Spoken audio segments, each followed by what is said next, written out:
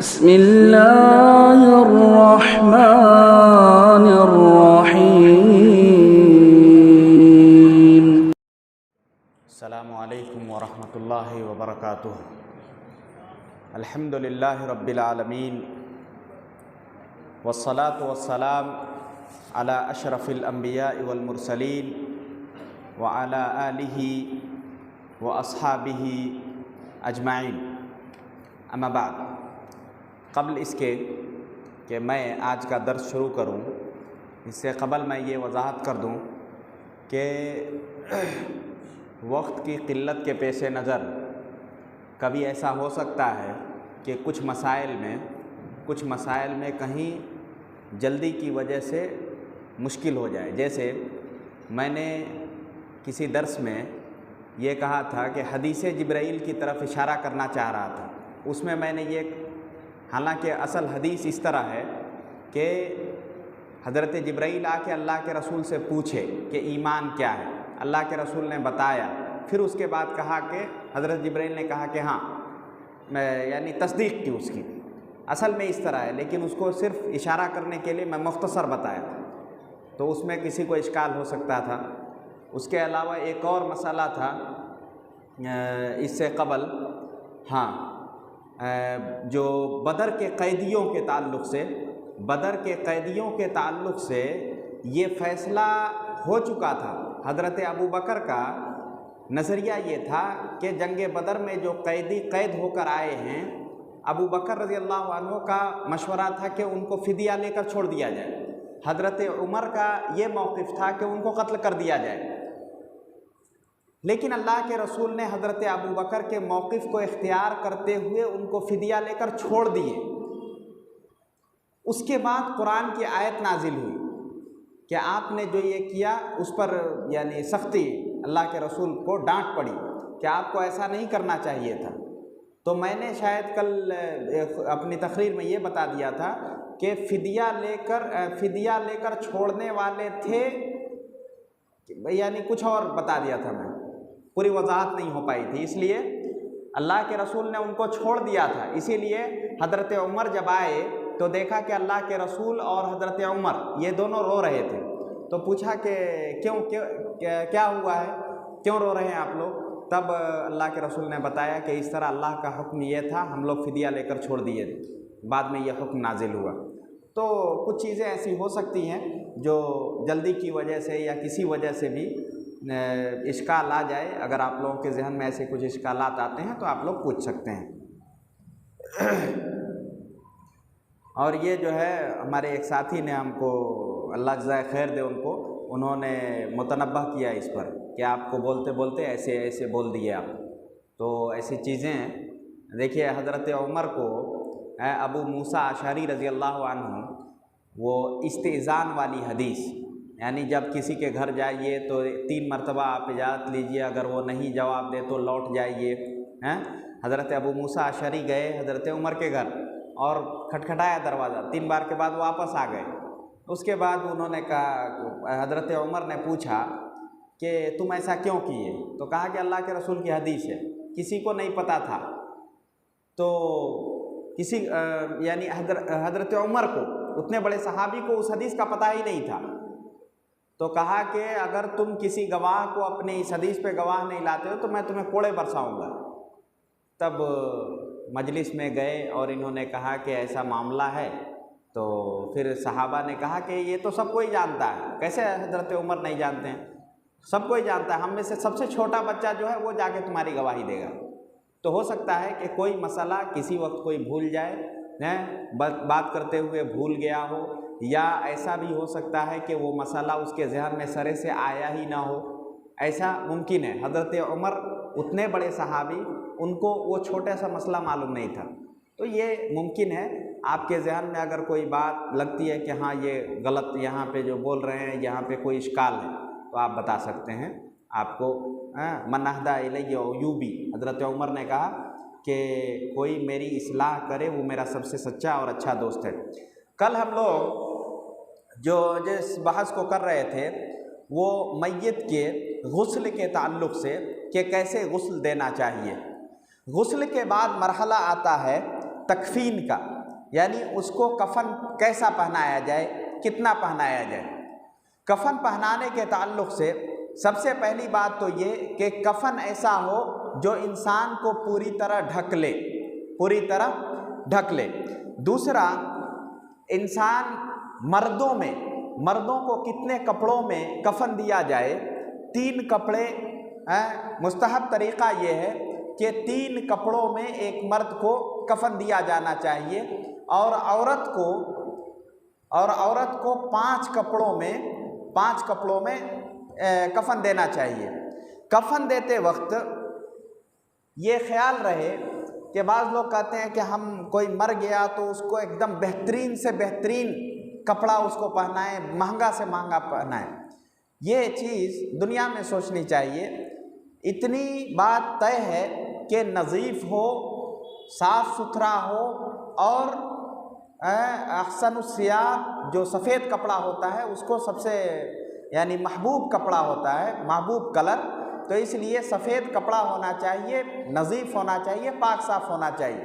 زیادہ مہنگا ہونا، یہ شاید زیادہ مہنگا ہونا اہم نہیں ہے، بلکہ نظیف ہونا چاہیے، پاک صاف ہونا چاہیے بس،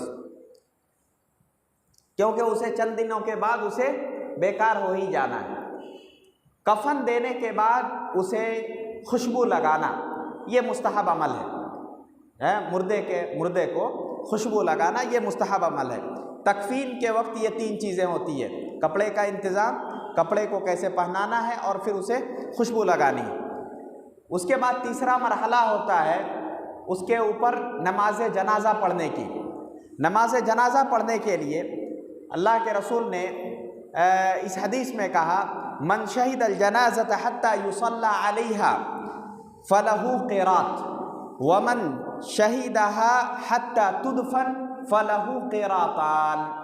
اللہ کے رسول نے کہا کہ کوئی شخص اگر کسی جنازے میں شامل ہو تو اس کو 1 قیراط ثواب ہے، اور اگر وہ تدفین کے وقت تک رہے تب اسے 2 قیراط ثواب ہے۔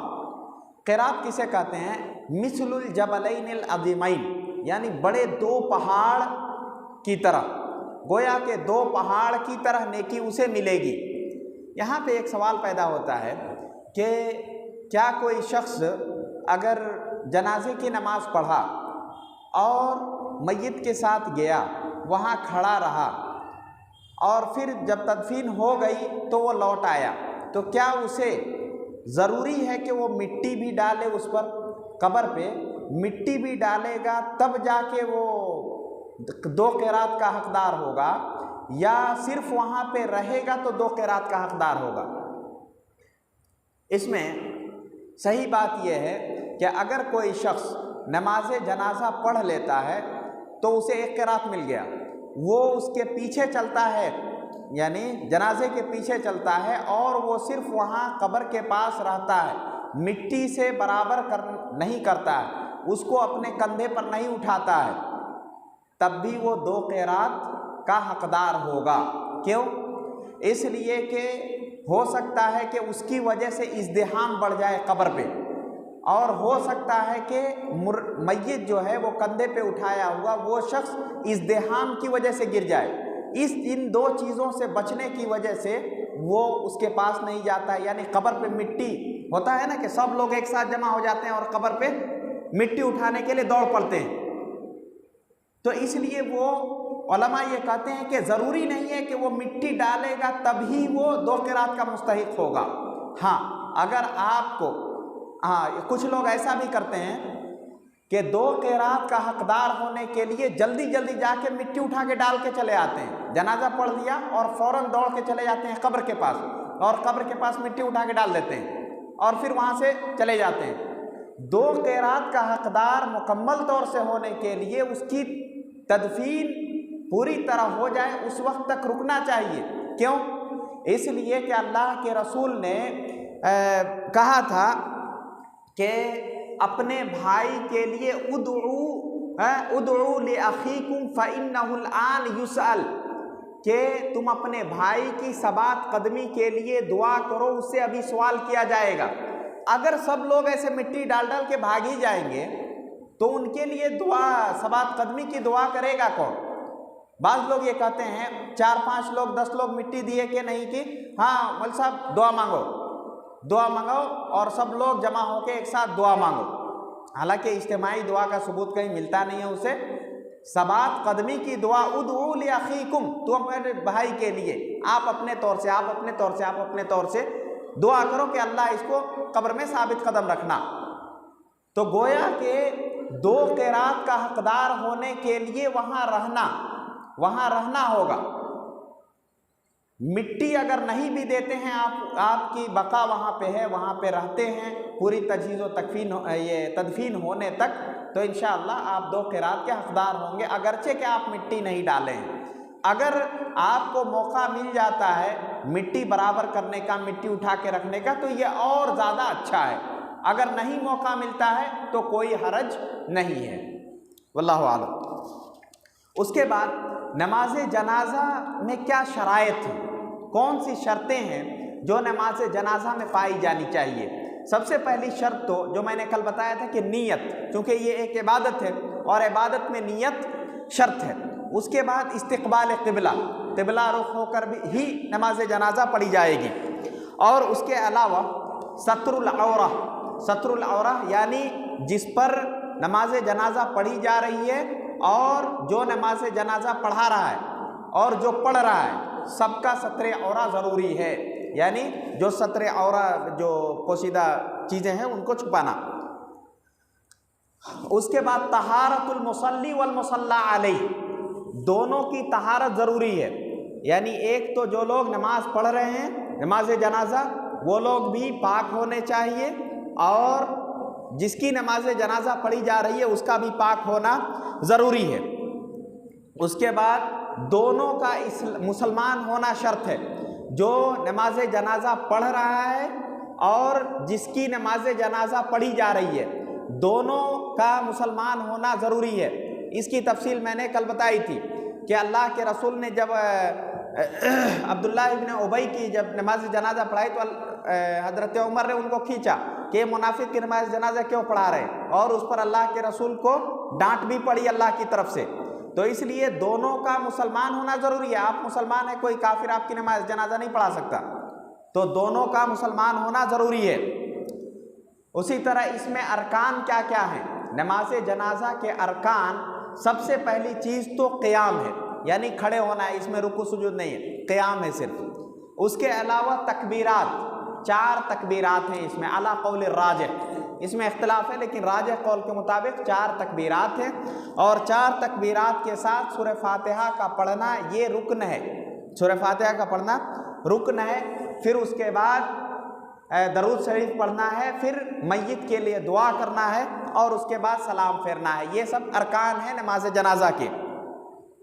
اب بات آتی ہے کہ ایک امام میت کے کہاں کھڑا ہوگا، یعنی کس جگہ کھڑا ہوگا، تو کہا جاتا ہے عند صدر الرجل ورأس المرأة، کہ نماز جنازہ پڑھانے کے لیے امام مرد کے سینے کے پاس کھڑا ہوگا، اور عورت اور وسط المرأة، اور عورت کے بیچ میں کھڑا ہوگا۔ گویا کہ عند رأس الرجل ووسط المرأة، مرد کے یعنی اوپر کے حصے کے پاس کھڑا ہوگا امام نماز جنازہ پڑھانے کے لیے، اور عورت کے بیچ میں یعنی سامنے ہوگی لاش، اور عورت کے بیچ میں کھڑا ہو کے وہ نماز جنازہ پڑھائے گا۔ اس کے بعد ایک بات آتی ہے کہ قبروں کی اتباع الجنائز، جنازے کے پیچھے کون جا سکتا ہے؟ اتباع الجنائز صرف مردوں کے لیے خاص ہے، عورتیں جنازے کی اتباع نہیں کر سکتی ہیں۔ گویا کہ حق المسلم علی المسلم میں اتباع الجنائز ہے، وہ صرف مردوں کے لیے ہے، عورتیں اس میں شامل نہیں ہیں۔